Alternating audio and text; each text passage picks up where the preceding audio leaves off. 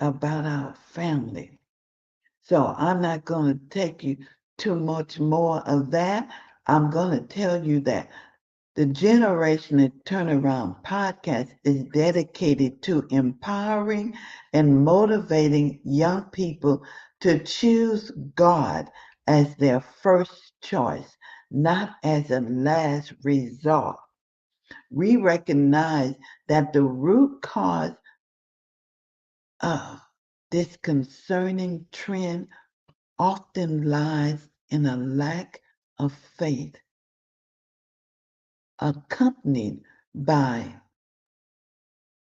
fear, anxiety, and depression in our young people. It's crucial that we shift their mindset away from the relentless pursuit of wealth by any means necessary to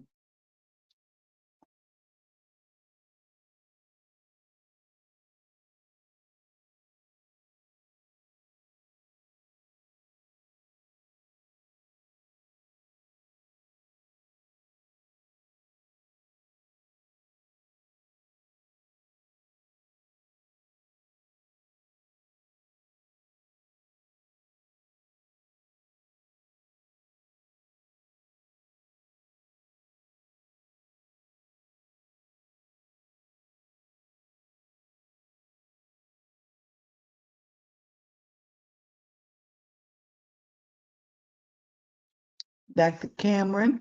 I don't see Dr. Cameron, and I hope that everybody were able to hear what I just said. I know we're having technical difficulties, and I know we always have this when we want to get up here and we want to give God the glory and talk about what we can do to help our young people. And I'm not going to let it stand in the way of what we're trying to do. This is too important to we all we all know that there's a lot going on, a lot riding on what we do to help these young people in the time of that's got a lot of controversy, a lot of situations and circumstances that they are dealing with. I have 4 grandchildren, 4 children, and every day is another. They try hard to make it through one day, just one day. And I've taught them to seek ye first the kingdom of God and his righteousness, and all the things will be added unto them. But they gotta seek God first. There's no getting around it, and they shouldn't want to because he is Alpha and Omega. He is the beginning and the end. Yeah, I don't know what has happened to Dr. Cameron, and I hope that everybody is able to hear and see me right now. I'm going to I'm gonna try one more time. I see her there. There you go. I had to. I was in the back. Oh my God! I don't know what happened, Doctor King. My That's God, thank you. I know the devil is alive. We're still here.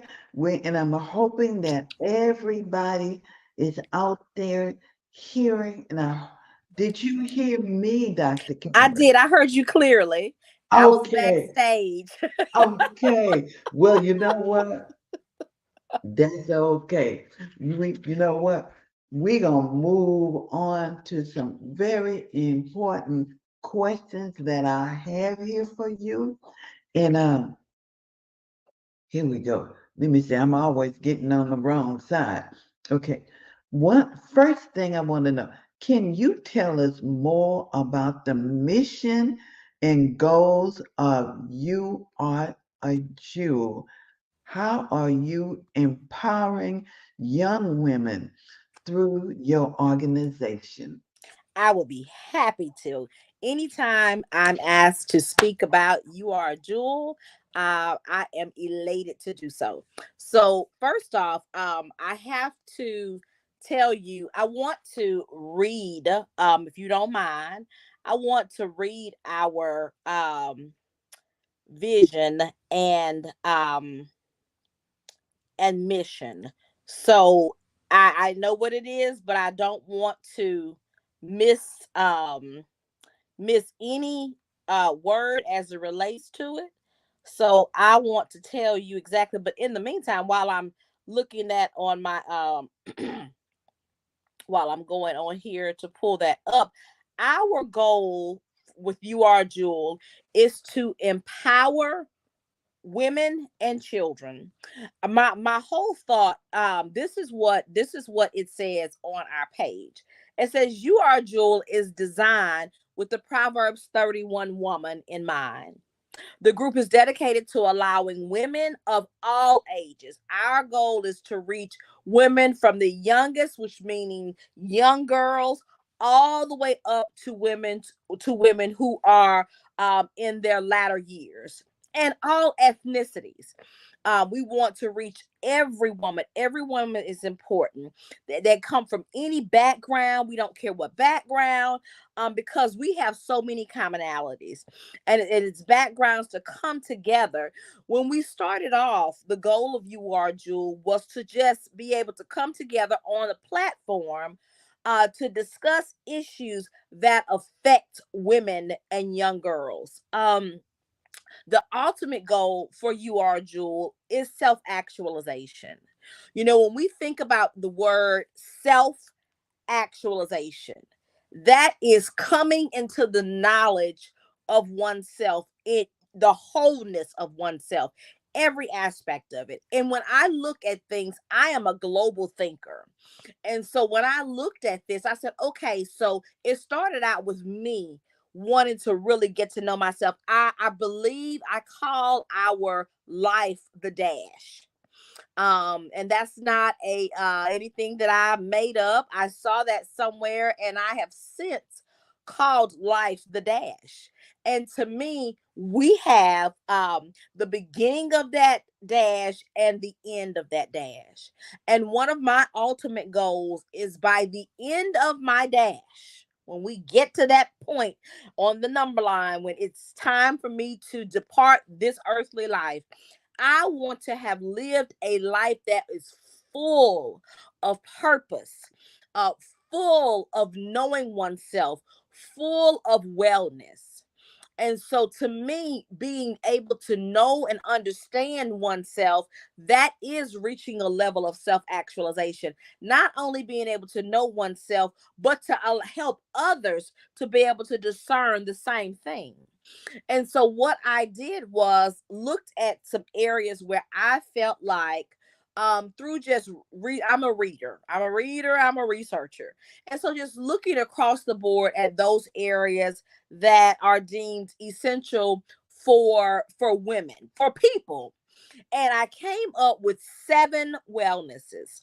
And I know people have a list of wellnesses. You need this, you need that. But these 7 wellnesses, to me, if we're able to master the art of the 7 wellnesses, then I believe that we can reach a level of self actualization. And so those 7 wellnesses consist of, first and foremost, and you could almost say, if self actualization wasn't at the center of that, you could almost say that this particular wellness it would be the center. But right now, when I'm looking at it from a pyramid, um, that spiritual wellness is up the first and foremost, because none of the other wellnesses align unless that one is in place.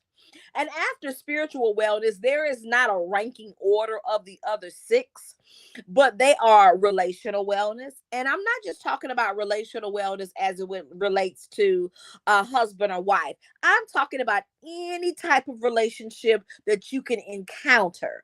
Relational wellness, husband and wife, child to parent, specifically mother to daughter, mother to son, father to daughter, father to son, siblings, friends, associates, colleagues, what anything you could think of that is a relationship.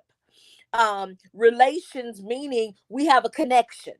So anything in that would evolve around that relational wellness. And I believe we need to, well, I believe we can be well in one part of relationships, but not be well in the other. You could have a beautiful marriage, but your relationship with your parents could be not so good.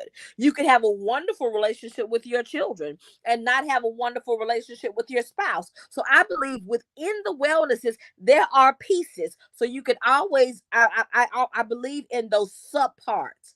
When you move on to the other wellnesses, you have physical wellness. Physical wellness is comprised of not only like your physical health, exercise, but it also includes what you put in your body as nutrients. Where you are with that.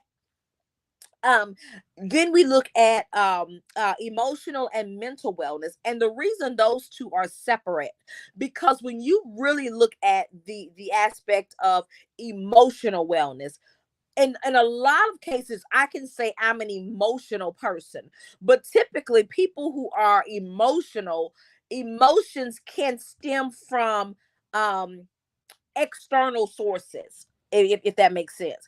But mental wellness, to me, that's intrinsic. It's only intrinsic. It's on the inside. It's an internal thing. So lots of times when people come and speak on the platform, on the URGO platform, they are doing a combination of mental and emotional wellness because they're twins. They go hand in hand. They're fraternal twins. So they go hand in hand. But there are a little bit, just like with fraternal twins, they look a little different. That same thing, emotional and mental wellness look a little different. Then you have financial wellness. You have I'm doing them in order, I'm sorry. You have intellectual wellness. So you have spiritual, relational, you have physical, financial, emotional, mental, and intellectual wellness. And intellectual wellness to me is overarching. Like it's just the where you have spiritual wellness, where you're looking at mind, body, and soul. For intellectual wellness, it's the manifestation or the enhancing of the mind, whether that's through it could be through work, through enhancement of careers. It could be just you could be a reader. It could be things. Intellectual wellness can be a lot. It could be just common sense things. But all of those things, to me, and through the research that I've read, is that those wellnesses, when put together and people are well in those areas, they can reach a level of self actualization. And I think they can pass that on. And that is what You Are a Jewel is all about. That is the focal point of what we're about. And everything that we do in whatever capacity will always come back to one of those wellnesses, if not a compilation of several of those. Do you think that we are missing that now, as far as the generation of turnaround? Was Yes, ma'am. I that, really yeah. do. I think you and I were speaking before today on some things, and I really believe, especially when we're talking about um when you identify for me that your target audience. Mhm. I believe that is where I think we have I do believe that all of those unwellness, all of the unwellness, or the sickness, which is the opposite of wellness, Mm-hmm. begin in childhood. I really do. I Mm-hmm. believe that wholeheartedly. Yes. And that what happens is some of those things manifest themselves more quickly than others. Mm-hmm. And it, situations that come up on individuals, children who go through childhood trauma, molestation, neglect, latchkey kids, bullying in school, all of those things those things, especially with mental and emotional.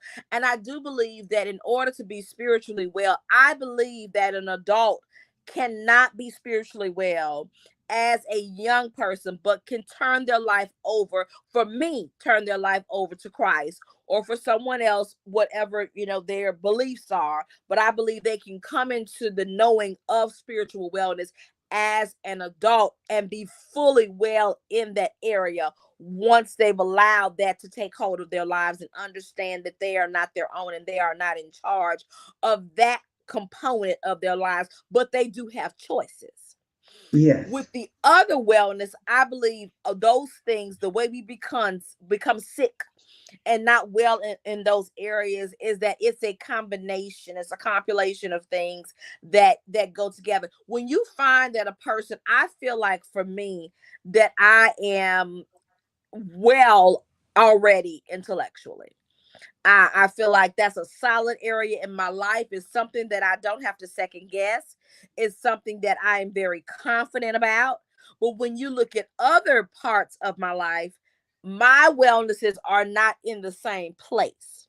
So when you ask me, going back to your question, I'm very long-winded, Miss Judy. You'll have to forgive me. But when you talk about the generational turnaround, to answer your question, yes, it may look different Mm-hmm. for different people, and in most cases, because we are all different, it will look different. However, there are some things that stem from the same root and from the same place, and they spring up and go in different directions based on individuals' encounters, what they encounter in life, what's nurtured, what's not. Well, my experience from going to TikTok and talking to the young people over there, stress Hmm. No is doubt. number one, is the number anxiety and, Absolutely. and depression. Absolutely. Now, And all of if those are mental and emotional unwellness. That's right. right, so if you would have those young women, because there were young women that was telling me that, and uh, to be a Jew, what's the first thing, if they told you that, Tracy, that they can't function because of anxiety, what would you tell them?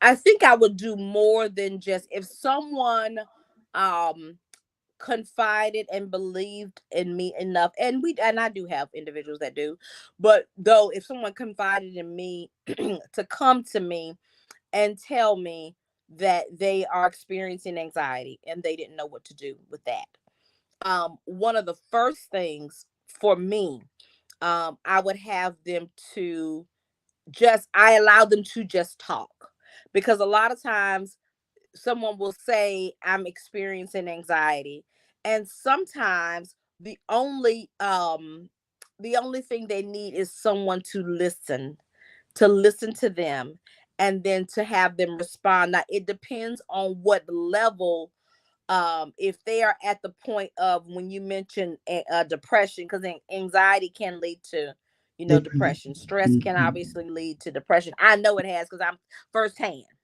firsthand that I went through a bout of depression. So I would actually try and talk with that individual, ask them some questions, and my questions to them would be based on the information that they provided to me in the very beginning. If it's someone that's just let's say they come to me and they are in just in tears. First of all, to me, it's kind of like with individuals when, I don't know if you would agree with me or not on this, but if I come to you and I'm hungry, physically hungry, and you told me a scripture in the Bible,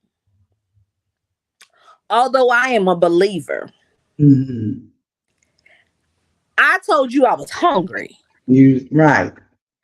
Now, I didn't tell you that I wanted to receive a scripture. Not to Mm-hmm. say that that's not something that you would bring forth at some point.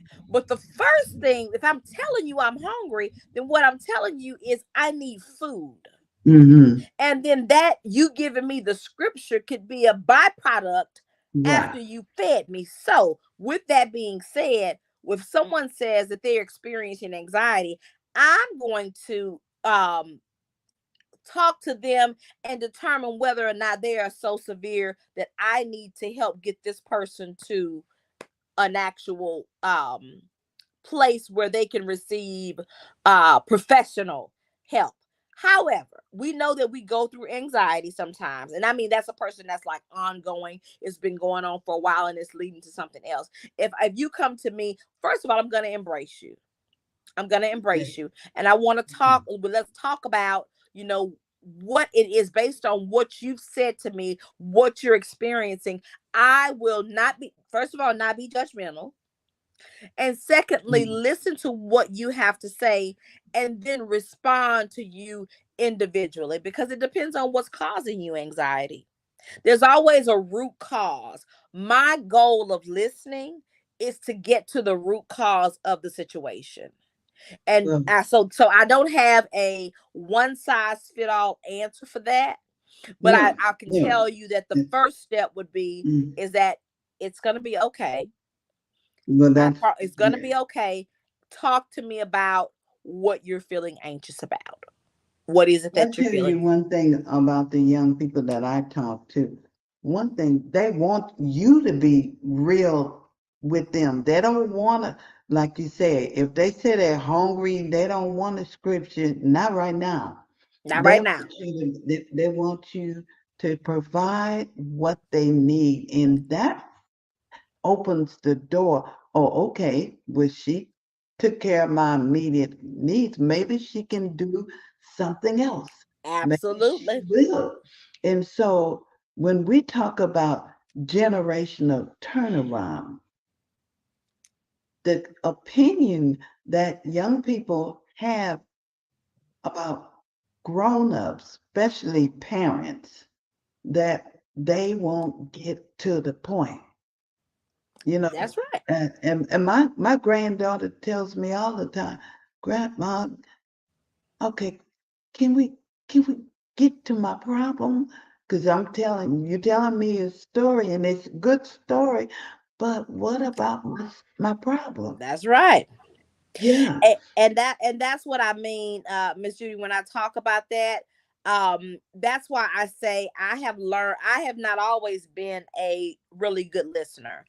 But I Mhm. had to recognize that because I went through a bout of depression. And at first, I didn't want to talk to anyone because I didn't think anyone understood. They knew, or they know, I felt like they knew the happy go lucky Tracy, who she tried to help solve everybody else's problems. So she doesn't have any because she's always Mhm. smiling. She's always happy. She has a good job. She's married. She has what seems like a very good career.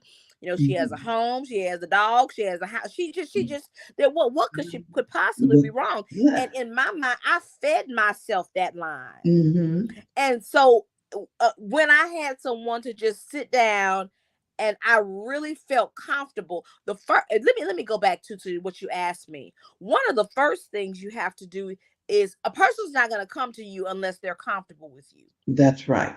They're not going to do that. That's right. And so when someone is willing to open up to you, the last thing you want to do is make them feel isolated. Hmm.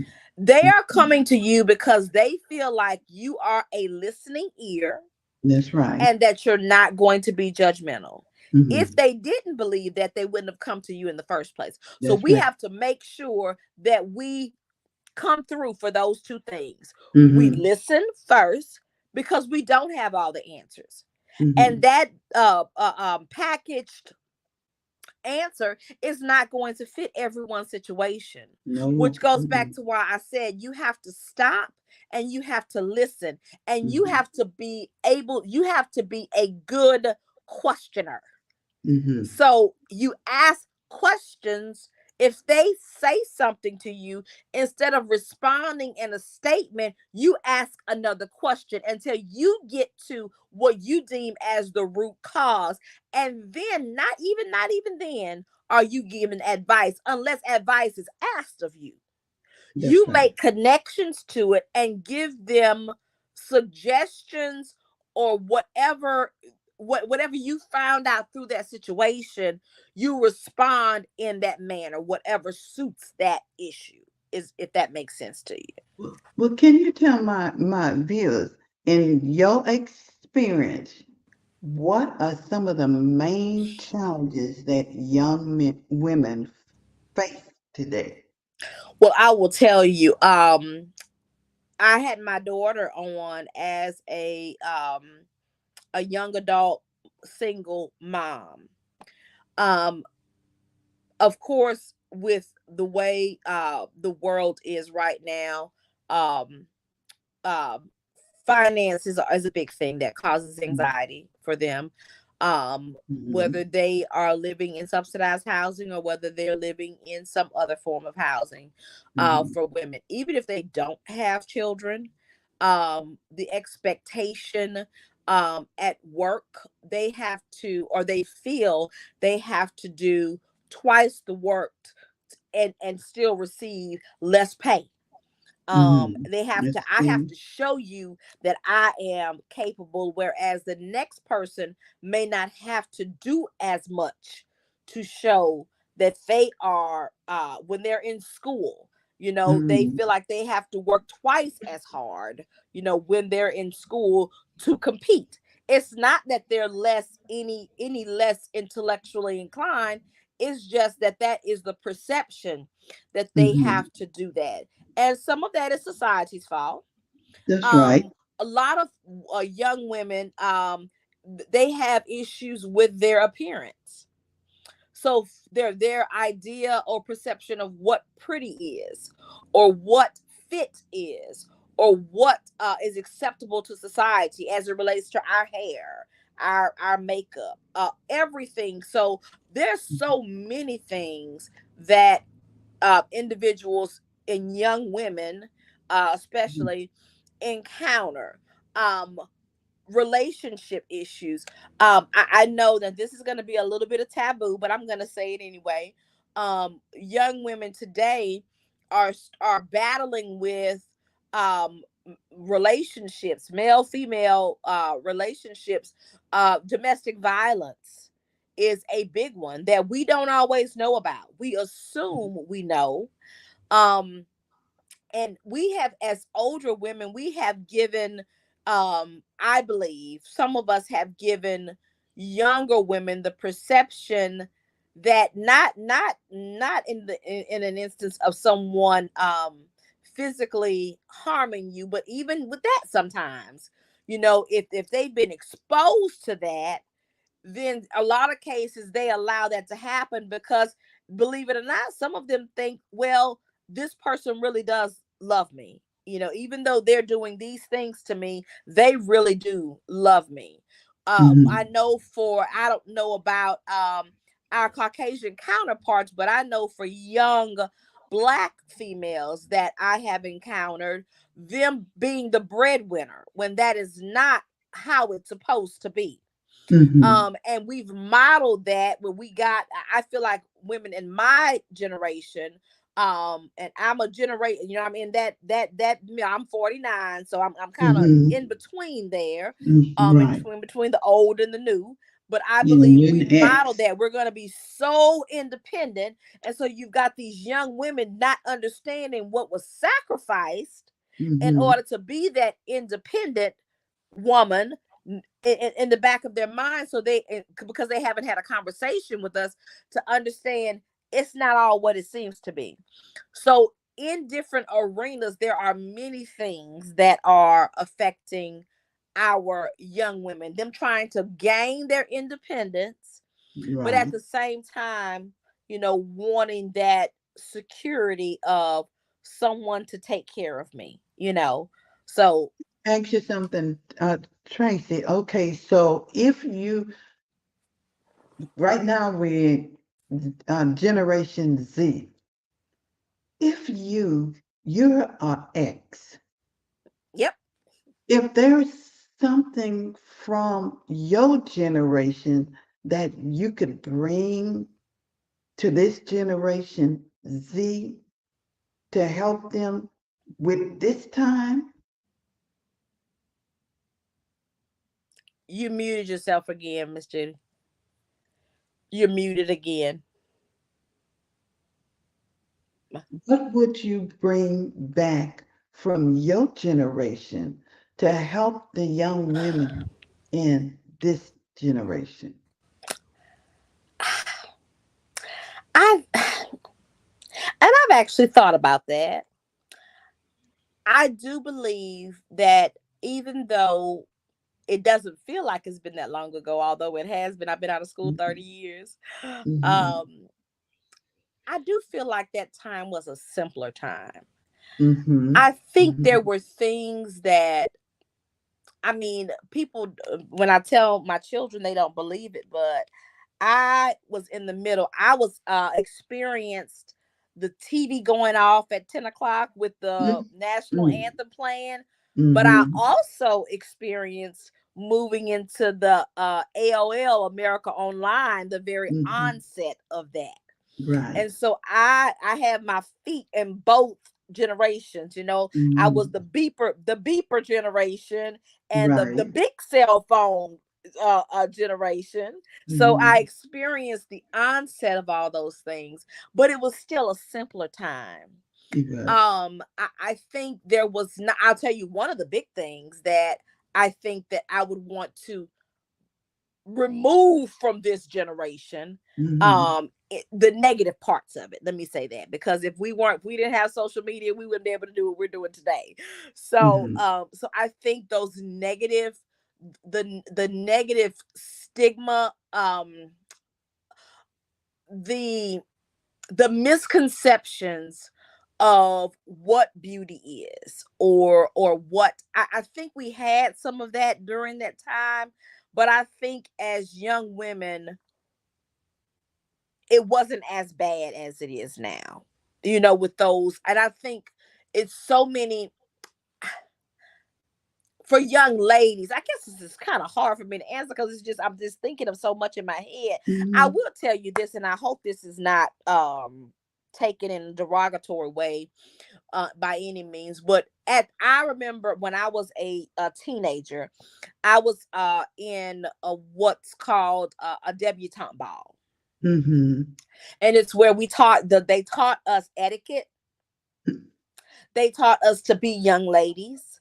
Mm-hmm. We had women during Manners. that time Mm-hmm. that taught us what even though we may not always have done exactly what Mm-hmm. they told us. I did. Well, for that part, I did. I had my times too, but for Mm-hmm. that part, I was always taught how to be a lady. Like, and I'm nothing against tattoos and all these things, but we see so many young women now with Mm-hmm. tattoos all over.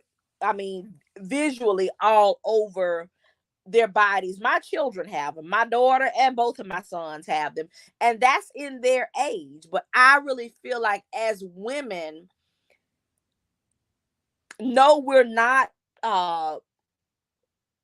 trophies in the sense of that's all we have to bring to the table is beauty. We do Mm-hmm. have brains, but I do feel like there's something special about that etiquette of just being a young lady, just being Mm-hmm. you know what I mean? Just Yeah, and that is, you know what?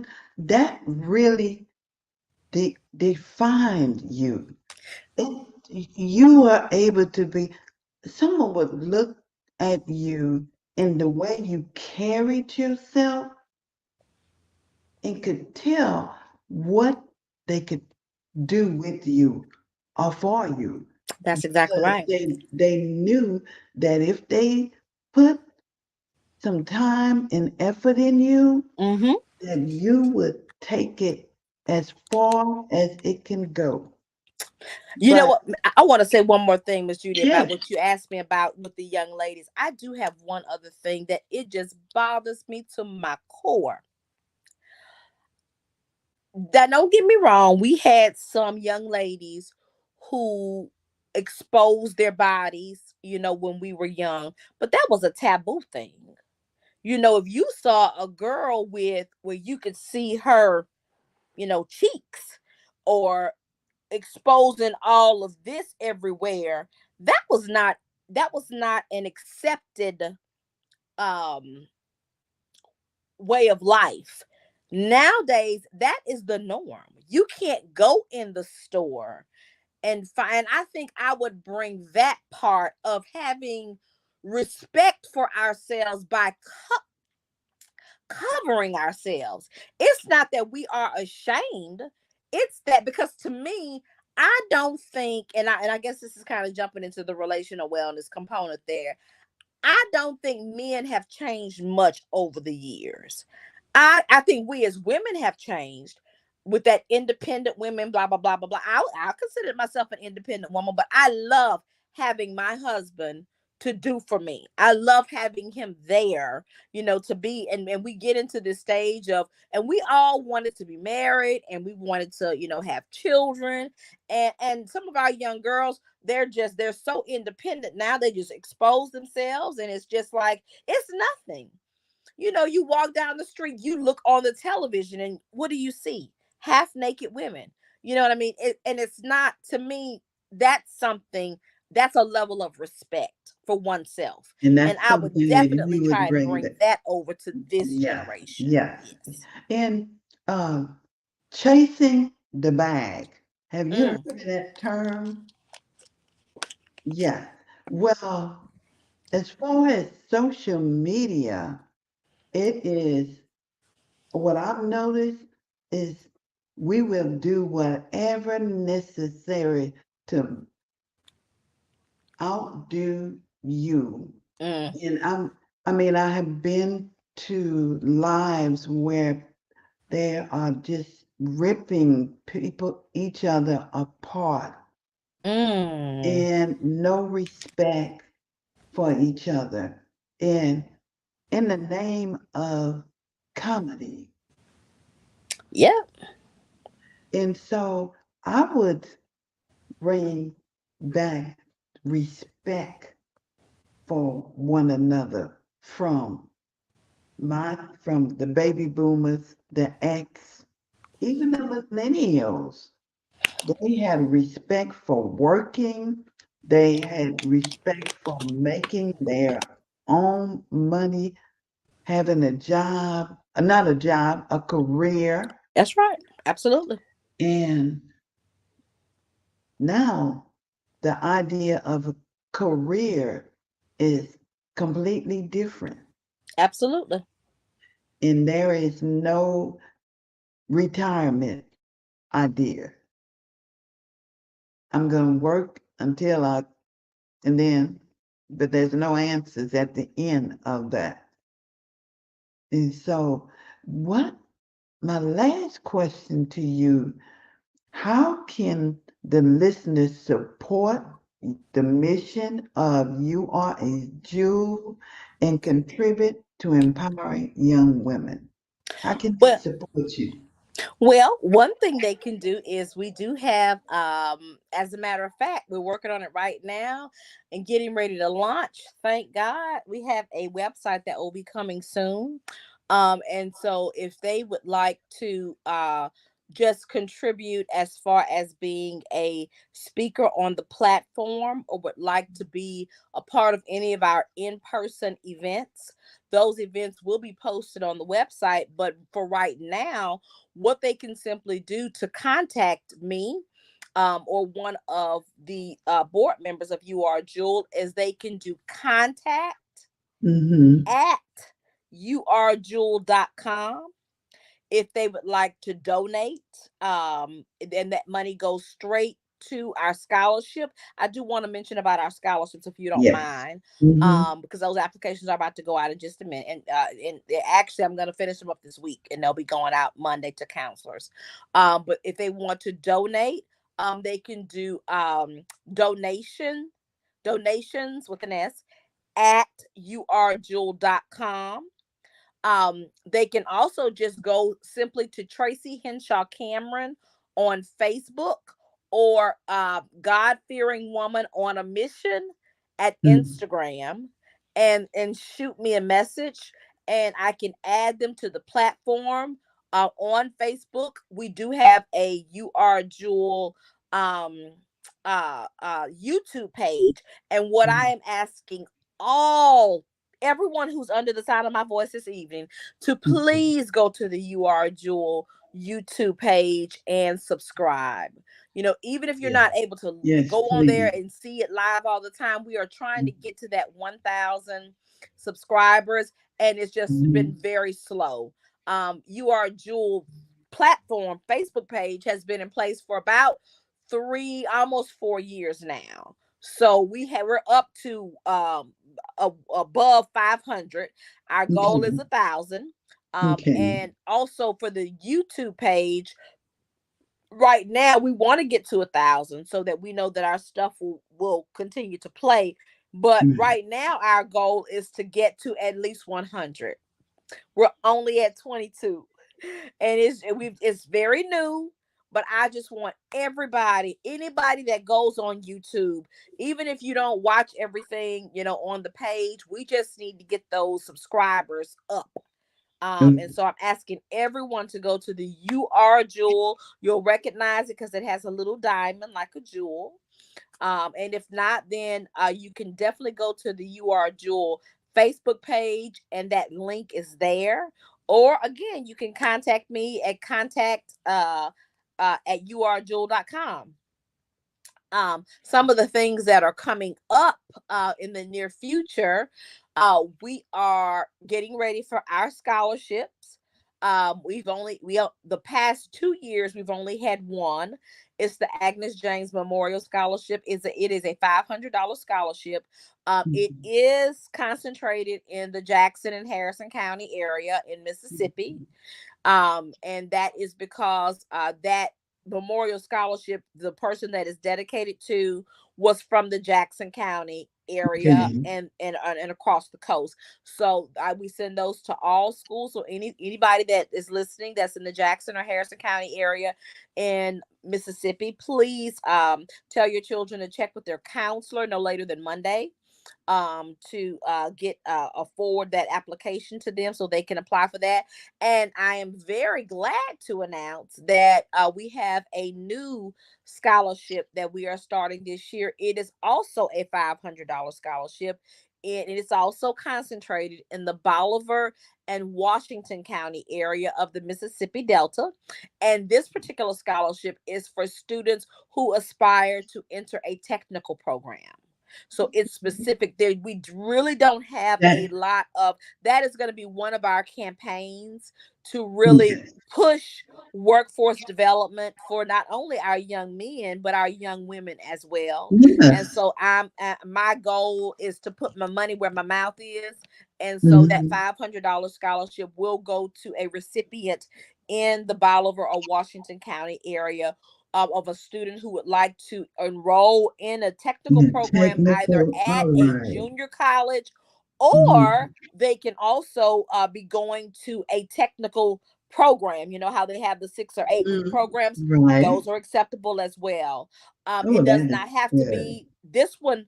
The technical scholarship does not have to be a graduating. Well, okay, they have to be either a graduating senior, or we are actually, if their applications are complete and suitable and they are the best candidate, these students could have gotten a GED as long as they're between the ages of 17 to 21.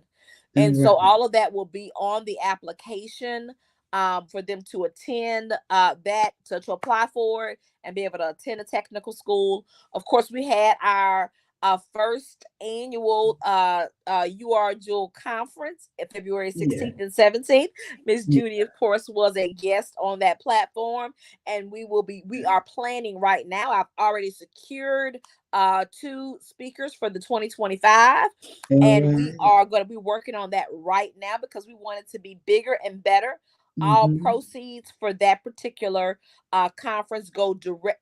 All proceeds, period, go toward our scholarships and toward Mm-hmm. the programs that we are doing.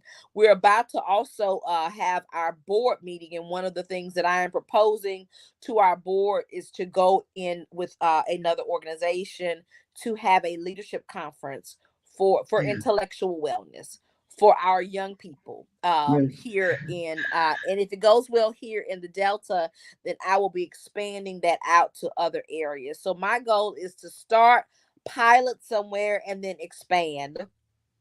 The Oh other my thing, the God. last thing we're You. doing right now is we are adopting a it doesn't necessarily have to be we have 4 centers that we have in mind that we've contacted and we're making donations to, but it will be for like a domestic violence center Okay. for women and children, shelters and things like that. That is what we're working toward. We're small, we don't have a lot of funding, so any donations will help. Yeah, really. And again, they go directly toward. And if you are, I'll tell you, if someone is interested in doing a, let me see if I have it. If not, then Miss Judy, I will give it to you to put on your platform. But we Okay. actually have a PayPal account, UR Jewel PayPal account, and I know time is running out, so I will get that to you. And if Okay. they do that PayPal account, that money goes directly from PayPal into the directly to the UR Jewel account, which is Okay. at Regions, and we also bank at Regions Bank. So if you want to Okay. make a donation straight to Regions for that, that's fine as well. It does not matter because we are on the move. We've been a platform for a number of years. This year is the first year, well, outside of our scholarship, because we do have a luncheon for our scholarship recipients Okay. each year. But outside of that, we have not done anything in person. So this year was the very first year with our conference. So we are rocking and rolling, and we Well, purposely have board Tracy. members across the southern region so that we're able to have a cornerstone to have events wherever. And I so tell we're excited about you, that. yes, yes, We're excited. you are really, you are a Jew. They are a Jew to have you. And so what we want to do is anything that we can do to help your Jew, because we have, that's the young women who are part of your Jew, they are the future. The Absolutely. generational turnaround starts with them. Absolutely. I So will tell thank you one you. thing, Miss Judy, that you may be able to help with your viewers.